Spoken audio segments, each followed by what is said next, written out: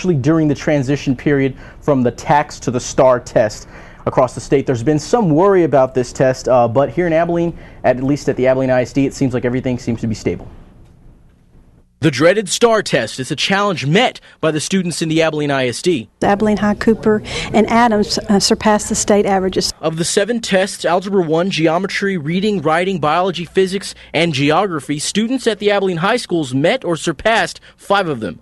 But the work isn't done for the district. And although we passed the state average in most categories, we want to do much, much better than that. And so we will continue to prepare. And what are the students who didn't pass their tests? Our high schools have contacted all of the students who did not do well, and those students have been told about summer school and also about the retesting opportunities that are available in July.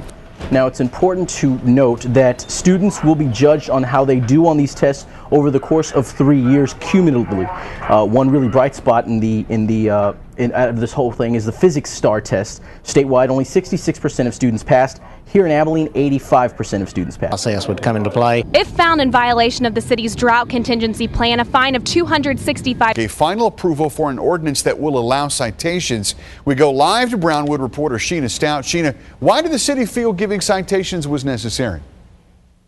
George, with lake levels still incredibly low, the city felt it was necessary to begin enforcing the rules of the contingency plan by issuing fines to violators.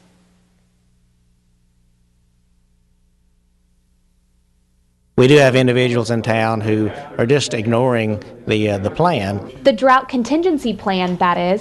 And when conserving water is a top priority in Brownwood, there is no room for violators. But if they do continue to ignore the plan itself, then that's when the citation process would come into play. If found in violation of the city's drought contingency plan, a fine of $265 will be issued. And on second violation, the city has the power to shut the violator's water completely off. Roundtree wants to make it clear that it is not the city's goal to cite or fine anyone, but they simply need people to comply with the plan. City employees can write the citations to those who aren't abiding with the restrictions in place.